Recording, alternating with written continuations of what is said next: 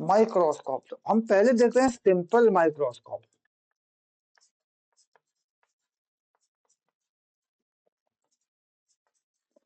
इसे हम बोल देते हैं मैग्नीफाइंग ग्लास।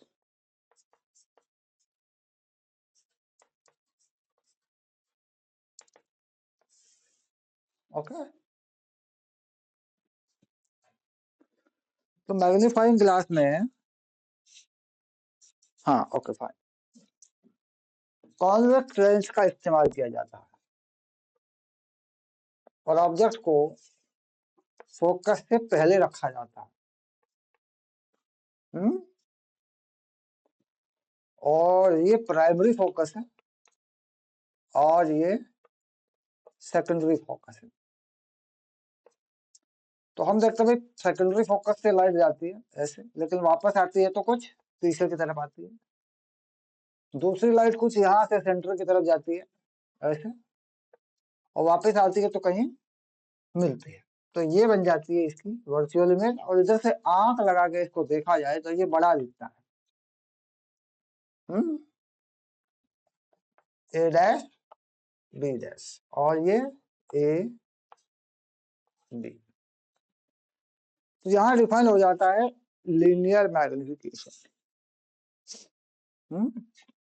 दो तरह का मैग्निफिकेशन डिफाइन होता है। एक होता है linear magnification.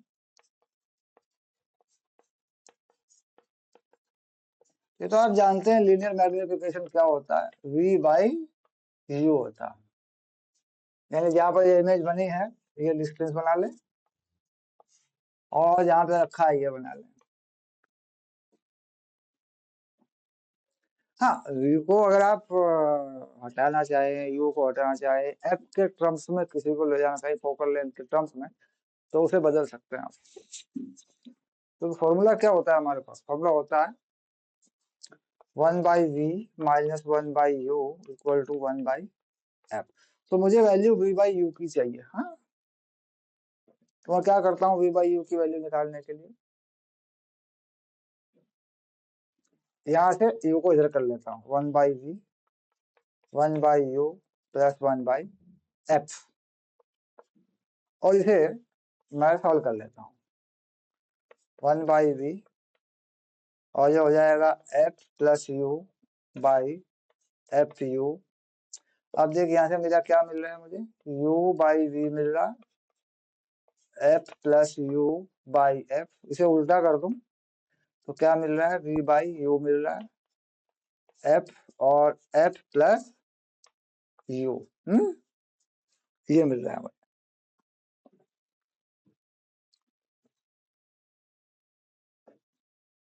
v by you का वैल्यू, और मैं इसे v के टर्म्स में भी निकाल सकता हूँ। मतलब v को उधर ले जाके भी कर सकता हूँ। देखो ये माइनस किया मैंने, माइनस 1 बाई यू और 1 by F minus 1 by V, minus से मल्टीप्लाई कर दिया दोनों तरफ मैंने, तो 1 by V minus 1 by F. फिर इसको एलसीएम बना लिया, F minus V by V F, फिर वी यू है यहाँ पे वेरी गुड, और फिर वी बाई यू किया, यहाँ से उठा लाया मैं वी को, तो F minus V by F हो गया। ये भी मैग्निफिकेशन हुआ, F by F minus V by F. तो इसे कह देते हैं लीनियर मैग्निफिकेशन 1 प्लस। लेकिन जब अगर हम साफ सुथरा देखना चाहते हैं तो इमेज 25 सेंटीमीटर पे होनी चाहिए। तो v हो गया माइनस डी, इसमें d का वैल्यू हो गया 25 सेंटीमीटर। नॉर्मल आंख के लिए कितना होना चाहिए मैग्निफिकेशन? तो ये हो गया d बाई एफ। ओके, 25 से कम पे सामान्य आंख नहीं देखती, ऐसा मान के चलते हैं। तो ये लीनियर मैग्निफिकेशन हो जाता है 1 प्लस d बाई एफ। अब एक होता है angular magnification. Angular magnification,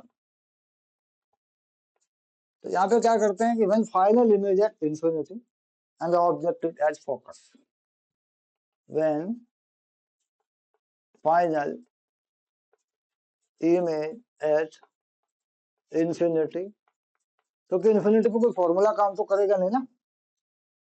and object is at focus, तो इसमें हम कह देते हैं कि यह एंगुलर मैग्निफिकेशन, ये लीनियर मैग्निफिकेशन नहीं है, ध्यान रखेंगे। इसे कह देते हैं v बाई एफ,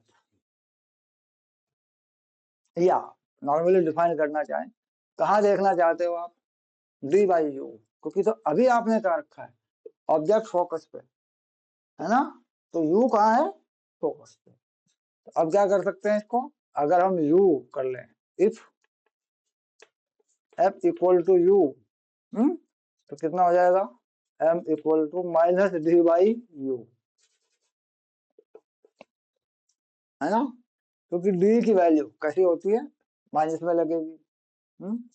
तो डी बाई अपना पॉजिटिव ले रखा है मैंने, और इसे माइनस में डी यू कर लें, या छोड़ दीजिए डी बाई यू ही कर लीजिए, कोई फर्क नहीं पड़ता।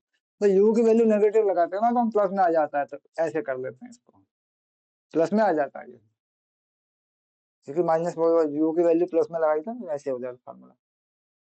पर फाइनली क्या होता है, लीनियर एंगुलर मैग्निफिकेशन, जब फाइनल इमेज एट इंफिनिटी, यही यूज होता है, इसका यूज नहीं होता है। रियलिटी बताती है कि ऐसा कर सकते हैं, लेकिन यूज नहीं होता, क्योंकि फिर लीनियर मैग्निफिकेशन ही अप्लाइड हो जाता है, एंगुलर नहीं होता। तो कहीं अगर हमें देखना होगा जहां पर ऐसा केस होगा कि एंगुलर और मैग्निफिकेशन और लीनियर दोनों होंगे, तो हम वहां टोटल मैग्निफिकेशन को डिफाइन करेंगे।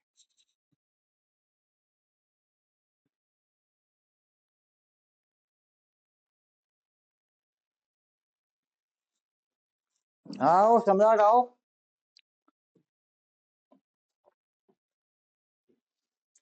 इन्हीं दोनों बातों का फायदा उठाते हुए, लीनियर या एंगुलर मैग्निफिकेशन को लेते हुए, हम एक इंस्ट्रूमेंट बना लेते हैं, कंपाउंड माइक्रोस्कोप।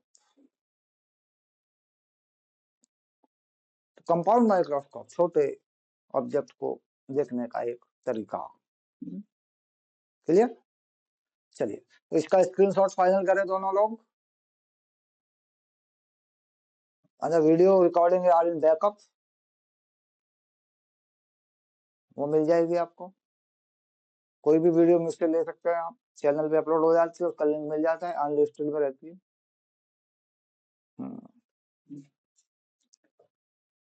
हो गया मोहित स्क्रीनशॉट, ओके।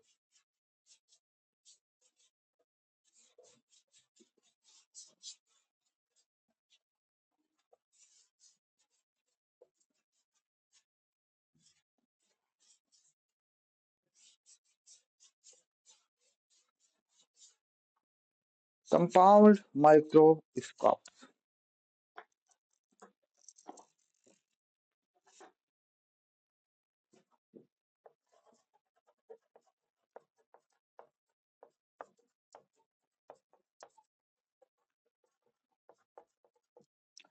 तो कंपाउंड माइक्रोस्कोप में जिस लेंस से देखा जाता है उसका साइज बड़ा होता है, जैसे बोल देते हैं आई पीस,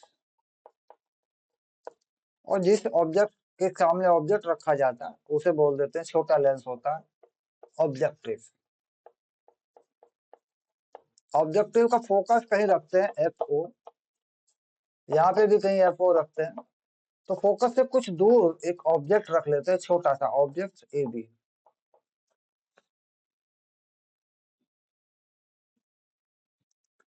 और पहले लेंस से इसकी इमेज बनाते हैं, जो पहला लेंस होता है इसकी इमेज बनाते हैं। तो पहले लेंस से इमेज बनाने के लिए एक लाइन फोकस से जाती है, इस लेंस को थोड़ा सा बड़ा कर लो ताकि ये दिखाई दे जाए, कुछ ऐसे कर लो ऑब्जेक्टिव को, और इस पे कुछ ऐसे कर लो आई पीस को। इसके पीछे क्या है, इसके पीछे आंख है, कहीं हमारी आंख होती है इसके पीछे, फोकस से जाए और एक सेंटर से जाए, तो यहाँ कहीं ये मिलते हैं, यहाँ पर एक रियल इमेज बनती है जिसे मैं कहता हूँ पहली image A dash B dash. ये इमेज इसके फोकस के अंदर होने चाहिए। इसे मैं कहता हूं एफ ई पहला, और इसी डिस्टेंस पे यहाँ कहीं कह दूं एफ ई दूसरा, और यहीं पे कहीं इसके पास आंख लगी होती है हमारी, जो देखती है, इसमें झांक लेती है। तो जब मैं यहाँ से चलाता हूँ इस रे को ऐसे, तो इस फोकस से जाती है, रियल फोकस ये है, और वापस चली जाती है। फिर मैं सेंटर से लेके आता हूँ तो वापस आ जाती है, तो मेरा कहीं यहाँ पे आके ये मिल जाती है मुझे ऐसे। ये मिल जाती है मुझे ए डबल डैश और बी डबल डैश पे मिल जाती है। तो फाइनल इमेज, एक कहानी ये होती है कि फाइनल इमेज मेरी डी पे जाए, ताकि मेरी आंख साफ सुथरा देख सके उसको।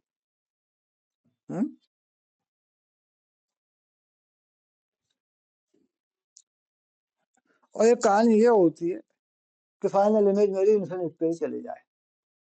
So the final image at D, when final image at D equal to 25 centimeter, then the linear magnification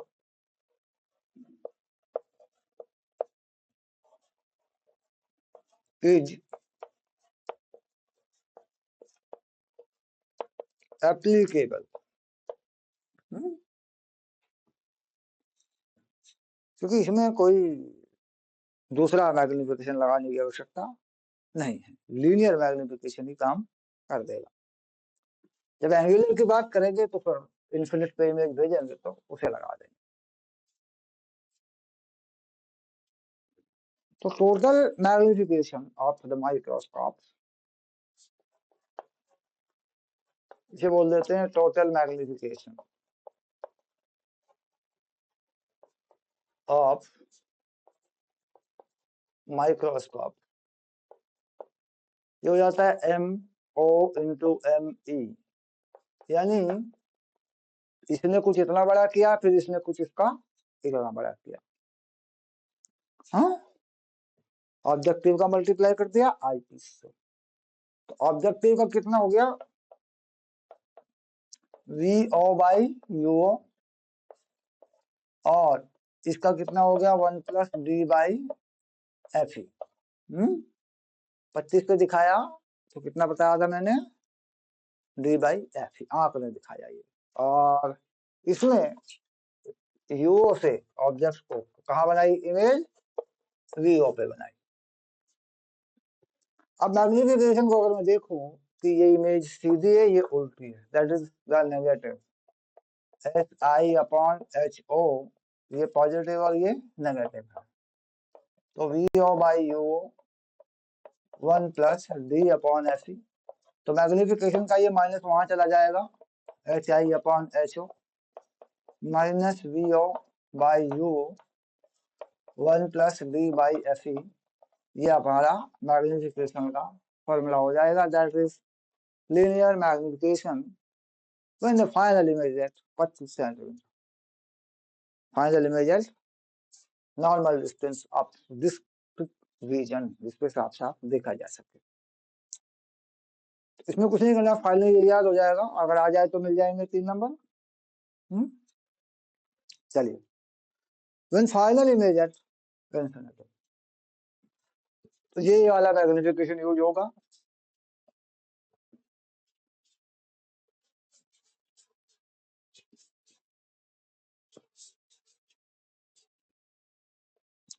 तो final image at infinity, it means कि ये a dash b dash is at f, if a dash b dash is at f e dash, then the final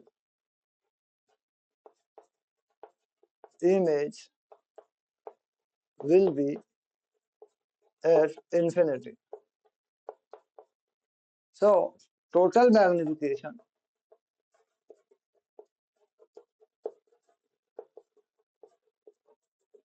m वही होगा mo और mb, तो mo कितना हो जाएगा, वही होगा v by you, v not by you not, और ये हो जाएगा d अपॉन एफ ई।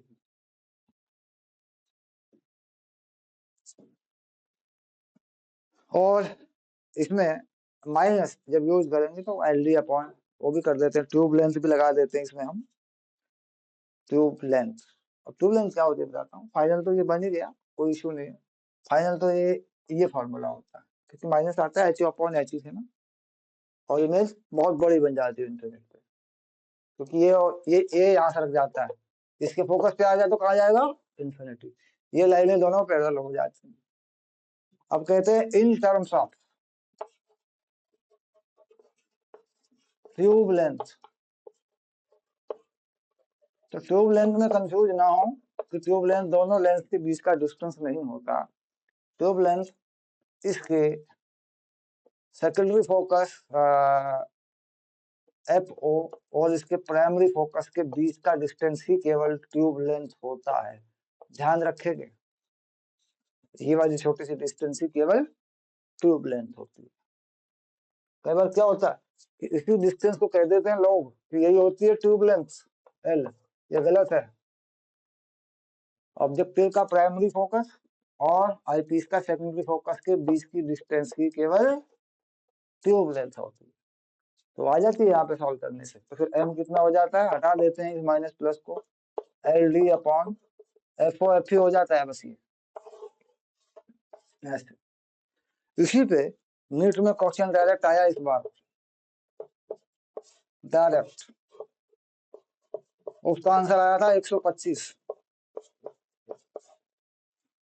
ट्यूब लेंथ दे रखी थी इसमें।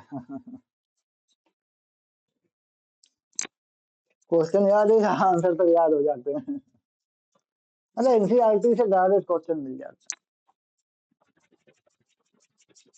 3-4 सवाल तो डायरेक्ट ही होते हैं। पेपर तो बेसिकली जेई मेन और नेट का एनसीईआरटी से ही बनता है, इसमें तो कोई डाउट नहीं है।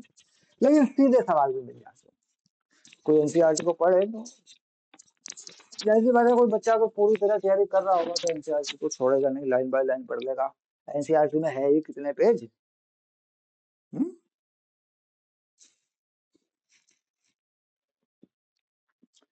तो कुछ ये था कंपाउंड माइक्रोस्कोप। अब लेते हैं टेलीस्कोप। टेलीस्कोप स्क्रीनशॉट करें सम्राट।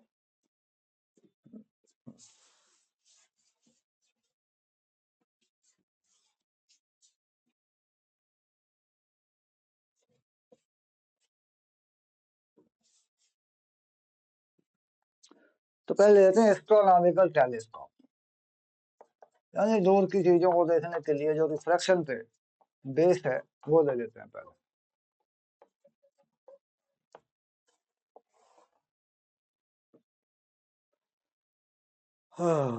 टेलीस्कोप टेलीस्कोप इसमें क्या होता है कि जिसे देखा जाता है वो लेंस बड़ा होता है, बहुत बड़ा लेंस होता है। क्यों होता है, क्योंकि दूर तक की ज्यादा लाइट इकट्ठी कर सके। बहुत दूर की चीजें देखी जानी है तो ज्यादा लाइट इकट्ठी हो सके, ये बड़ा लेंस होता है। इसे बोल देते हैं ऑब्जेक्टिव।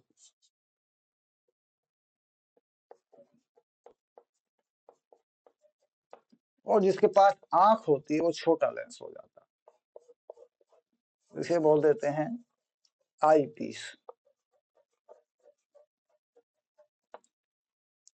तो फोकल लेंथ इसका ज्यादा रहता है एफ ओ, इधर भी रहता है एफ ओ। और कहीं इन्फिनिट से कोई रे आ रही होती है तो इसके फोकस पे इमेज बन जाती है, क्योंकि इन्फिनिट से आ रही रेज की इमेज कहीं ना कहीं फोकस पे ही बनती है। छोटी सी इमेज बन जाती है फोकस पे ऐसे यहाँ, और इसी के फोकस पे एफ ई पे इसको रख देते हैं, सेम आ जाता है पॉइंट। तो ये क्या करता है, इसके फोकस पे रखी हुई ऑब्जेक्ट की इमेज को इन्फिनिट तक पहुंचा देता है। भाई जब इसके फोकस पे आ गई तो ये इन्फिनिट कर देगा इसको। तो मैग्निफिकेशन इसका जो डिफाइन होता है वो क्या होता है, इसी के साइज में डिफाइन हो जाता है मैग्निफिकेशन, इसी पे कर देते हैं। यहाँ से बनने वाला एंगल जो इन्फिनिट से बनता है इस लाइन पे, इधर से देख के बना लें या इधर से देख के बना लें। ये हाइट है, मान लीजिए छोटे से ऑब्जेक्ट की हाइट मान लीजिए ये है, ये चला गया यहाँ से, ये चला गया यहाँ से, ये मान लीजिए h। और कोई छोटा सा एंगल, एंगुलर मैग्निफिकेशन देखते हैं फोकस में, यहाँ बना ले अल्फा, तो कितना हो जाएगा ये बना ले, मान लो बीटा बना ले इसको ऐसे, तो कितना हो जाएगा ये beta H upon F E, ये बन जाएगा आपका टेन बीटा या बीटा। अल्फा कहाँ से बनेगा, अल्फा यहाँ बन जाएगा इसी के ऊपर, इसी पे छोटा सा एंगल यहाँ से बना ले, ये बन जाएगा अल्फा, ये छोटा सा एंगल इसी पे बन जाता है यहाँ पे अल्फा, तो एच अपॉन एफ ओ, ये कितने डिस्टेंस है इधर से एफ ओ, इधर से एफ ओ है, इधर से एफ ई है, इधर से एफ ई है, इधर से एफ ओ, तो एच अपॉन एफ ओ ये बन जाता है टेन अल्फा। तो एंगुलर मैग्निफिकेशन देखा जाता है, एंगुलर मैग्निफिकेशन कितना हो जाता है, beta upon alpha, tan beta upon tan alpha, तो कितना हो गया एच अपॉन एफ ई और एच अपॉन एफ ओ, तो फाइनल हो गया F O upon F E, इसका इन्फिनिट तो इन्फिनिट होता है, और डिस्टेंस बिटवीन द लेंसेज क्या होती है इस केस में, ट्यूब लेंथ नहीं होती इसमें, ध्यान रखें, इसमें ट्यूब लेंथ नहीं होती, लेंस के बीच का डिस्टेंस ही होता है बस, डिस्टेंस बिटवीन द लेंसेज, उसको एल बोल देते हैं, कैपिटल नहीं लगाते, तो distance between the lenses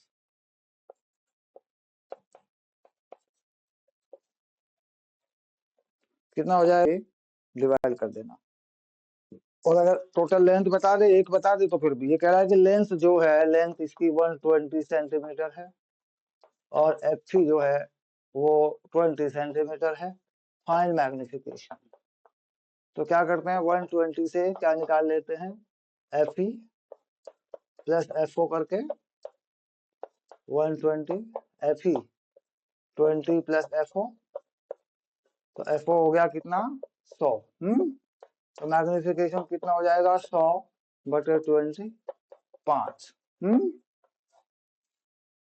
total length बता दे अगर कुछ भी तो मिल जाती है इससे उसी, ऐसे भी क्वेश्चन बन जाता है ऐसे छोटा सा एक।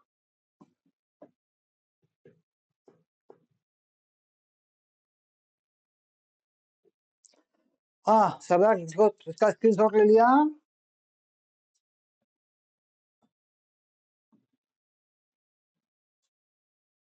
हाँ मोहित हो गया, हाँ तो उसको देखना ही है, उसे याद करके चले जाना है, क्योंकि याद करने वाली चीज थी नॉट कि मैं इसको अभी करा था, बाद में भी हो जाता है, कोई फर्क नहीं पड़ता इससे, क्योंकि तो याद ही होना था और क्या करना था इसमें। हाँ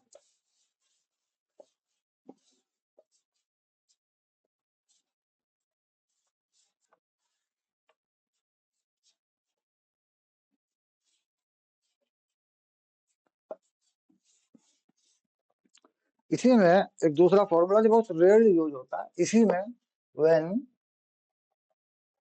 फाइनल इमेज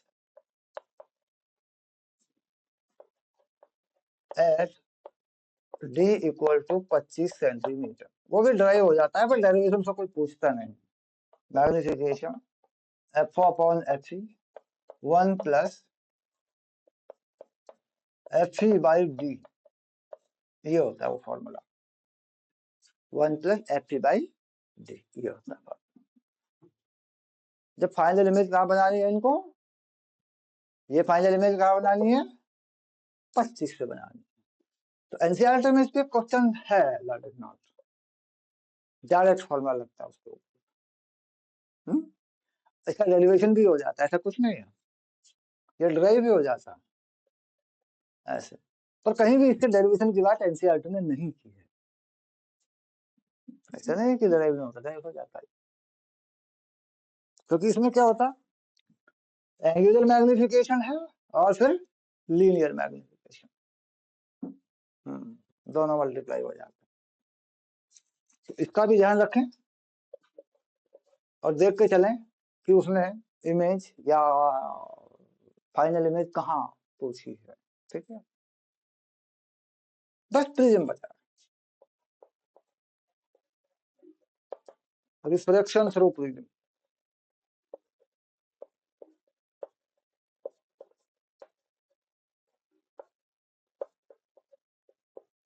क्योंकि बाकी सब हो चुका, PIR वगैरह वगैरह सब हो चुके हैं, तो प्रिज्म भी हो जाए मोहित। क्या 5 मिनट की बात है, प्रिज्म भी हो जाना है, खत्म बात। फिर अपना याद करने का रहेगा जो भी रहेगा, फिर आगे बढ़ेंगे वेव ऑप्टिक्स। कुछ एनसीईआरटी क्वेश्चन ले होंगे, बता देना, मैं ले लूंगा। ओके।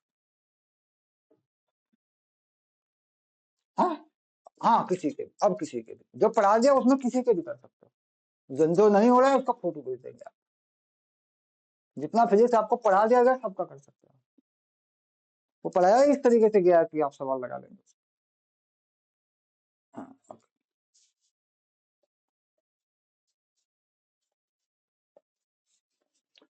और मोहित तुम तो मुझे,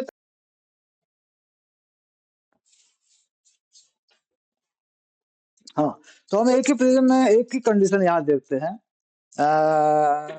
ये हम देखते हैं केवल मिनिमम डिविएशन, मिनिमम डिविएशन, यानी कम से कम डिविएशन हो तो रिफ्रैक्शन थ्रू प्रिज्म। हाँ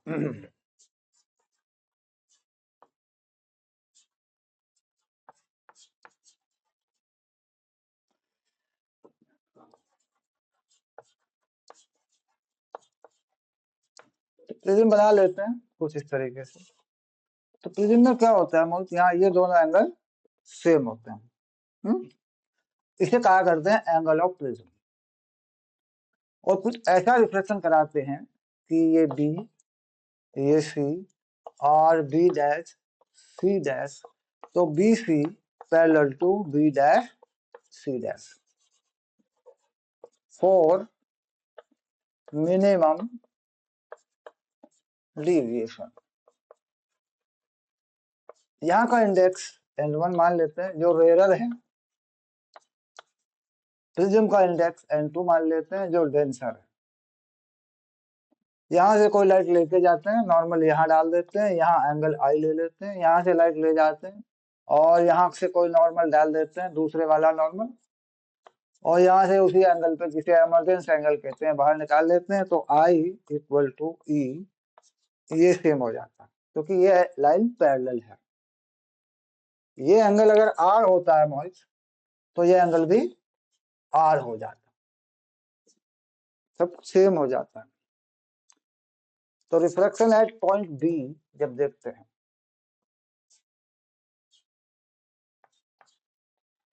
refraction at point B N1 sin I equal to N2 sin R। अब रिलेशन निकाल लेते हैं R N1 N2 में क्या होगा, तो हम देखते हैं कि ये जो एंगल होता है ये वाला, ये हो जाता है 90 माइनस R, ये भी 90 माइनस R हो जाता है, क्योंकि ये एंगल कितना होता है समराज जरा देखें, पूरा 90, और ये पूरे एंगल मिलके कितने बन जाते हैं 180। तो in triangle A dash B dash C, in triangle A B dash C dash 90 minus R plus 90 minus R plus A equal to 180।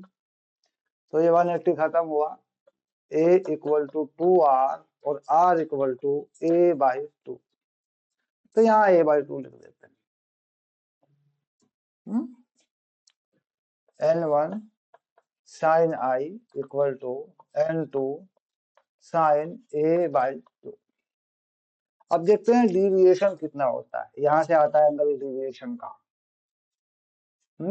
भाई ये लाइट का जाने का रास्ता, ये आने का रास्ता, तो डिविएशन का एंगल कितना होता है, इन एंगल का एक्सटीरियर एंगल होता है। ये एंगल कितना बचेगा, क्योंकि ये ट्रायंगल बना है मोहित ये वाला, और ये एंगल कितना बचेगा, आई माइनस आर। इधर से आई है और यहाँ से आर है, छोटा सा बचा। यहाँ से भी कितना बचेगा, आई माइनस आर, क्योंकि उल्टा अपोजिट आई है और ये इसमें से आर कटा, तभी तो बचेगा ये छोटा सा एंगल। डायग्राम ड्रॉ करके देख सकते हैं। तो डेविएशन एंगल कितना बचा, 2i माइनस आर, यहां से बन जाता है। ये होता है, ये छोटा सा एंगल होता है ये, क्योंकि ये पूरा आई और ये आर गया, तो ये क्या बचा, आई माइनस आर। ऐसे इस तरफ से बच जाएगा थोड़ा सा एंगल, आई माइनस आर। खोल देते हैं इसको, 2i माइनस 2r, 2i और 2r क्या हुआ, ये हुआ। तो i का वैल्यू कितना आ गया, डेल्टा प्लस a बाई 2। लगा देते हैं यहाँ पे इस वैल्यू को, n1 लगा लो पहले, n1 sine delta plus a by 2 equal to n2 sine a by 2। तो ये कैसा है, डेल्टा है, मिनिमम है, मिनिमम डेविएशन है।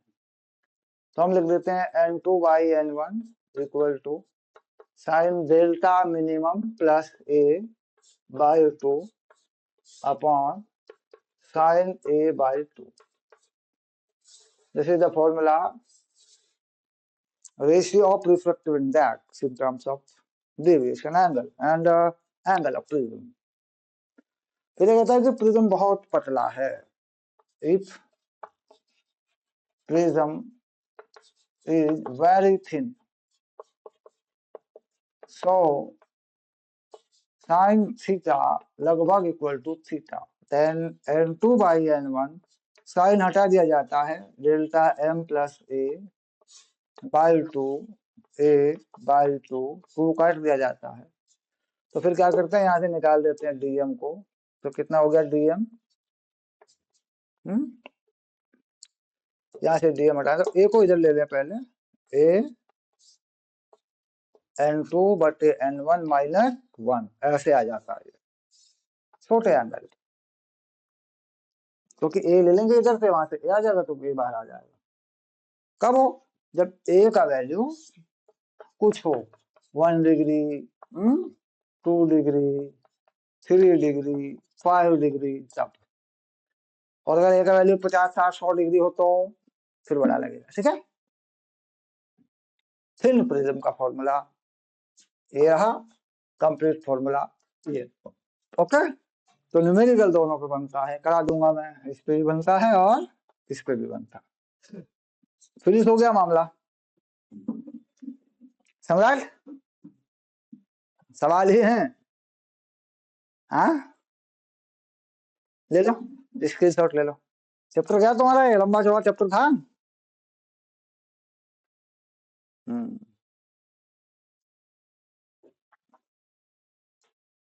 बाकी बोर्ड की रिपोर्ट देख के इसमें से क्या आया क्या गया वो फाइनल हो जाएगा, देख लेंगे क्या है।